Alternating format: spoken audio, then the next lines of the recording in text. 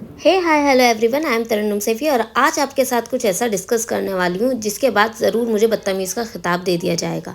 क्या करूँ, पर मुझे आदत है यार, फेमिनिज्म कुछ ज़्यादा ही है मेरे अंदर। अक्सर लोग आजकल मुझसे पूछते हैं यार शादी कब करोगी, शादी की उम्र हो गई है। पहला सवाल मेरा ये है कि शादी की उम्र कौन सी होती है, क्योंकि अगर 20 से 25 के बीच की उम्र शादी की होती है और जिनका डिवोर्स हो जाता है 45 की उम्र में, तो उन्हें तो फिर शादी दोबारा नहीं करनी चाहिए। इसलिए भाई शादी की कोई उम्र नहीं होती। जब आपको आपका सही लाइफ पार्टनर मिल जाए जिसके साथ आपकी बॉन्डिंग, आपकी वाइब्स मैच हो, हर तरह की वाइब्स, तो ही आप शादी करो।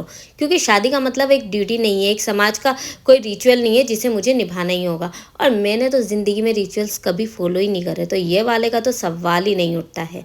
अब लोग अक्सर कहते हैं भाई देखो जितना तुम घूमती हो, तुम्हारी रिक्वायरमेंट इतनी ज़्यादा है, तो ऐसा तो लड़का तुम्हें नहीं मिलने वाला है, ऐसा तो कोई लाखों में एक होगा। तो मैं खुद कौन सी हज़ारों में एक हूँ, मैं खुद लाखों करोड़ों में एक हूँ। मतलब मुझ जैसी लाइफस्टाइल कौन कौन जी रहा है ज़रा मुझे बता देना। खासकर मेरे आसपास वाले और मेरे ख़ानदान ननियाल वाले, कोई भी नहीं, नॉट अ सिंगल बॉय। तो फिर भाई जब मैं खुद लाखों में एक हूँ तो मेरा वाला अगर लाखों में एक होगा तो क्या प्रॉब्लम है। अब कुछ लोग इस स्टेटमेंट पे कहेंगे कि ज़रूरी नहीं है शादी के बाद तुम्हें अपने हस्बैंड से इस तरह के लाइफस्टाइल जीने की परमिशन मिले।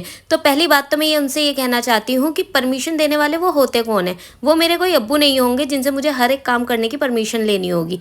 लाइफ पार्टनर का मतलब होता है एक ऐसा इंसान जिसके साथ आप अपनी ज़िंदगी को इक्वली शेयर करते हो। दोनों के लिए एक जैसे रूल्स होते हैं, एक जैसे फ़र्ज होते हैं और एक जैसे ही हक होते हैं। मियाँ बीवी को एक दूसरे की परमिशन की ज़रूरत नहीं होती। That's controlling behaviour. एक दूसरे पर एतबार करना चाहिए, अपने प्लान्स को डिस्कस करना चाहिए और एक दूसरे को हर चीज़ में साथ लेकर चलना चाहिए। एक्चुअली हमारी सोसाइटी में औरतों ने ही आदमियों को अपनी लाइफ कंट्रोल करने का इतना आदी बना लिया है कि जब भी कोई मुझ जैसी लड़की दिखाई देती है जो कि इंडिपेंडेंट है तो लोग उसे लक्की कहने लगते हैं या फिर अपने सोच के अकॉर्डिंग मेरा कैरेक्टर एनालाइज करने लगते हैं। बेशक अंडरस्टैंडिंग पार्टनर मिलना एक ब्लेसिंग है, लेकिन इस बात को भी समझे कि औरतों का भी अपना एक वजूद है। We are equal able to manage things ourselves and take our own decisions. ना तो मुझे कंट्रोलिंग वाइफ बनना है और ना ही बिचारी बन के रहना है। मैं एक इक्वालिटी में बिलीव करती हूँ, जहाँ मैं अपनी हिस्से की आज़ादी के साथ साथ अपने हस्बैंड के हिस्से की आज़ादी पर भी पूरा बिलीव करती हूँ। यानी अगर फ्यूचर में उन्हें अपने फ्रेंड्स के साथ घूमने जाना है तो हर एक चीज़ की मुझे अपडेट देने की ज़रूरत नहीं है। दोस्तों के साथ जा रहा हूँ यही बताना काफ़ी होगा।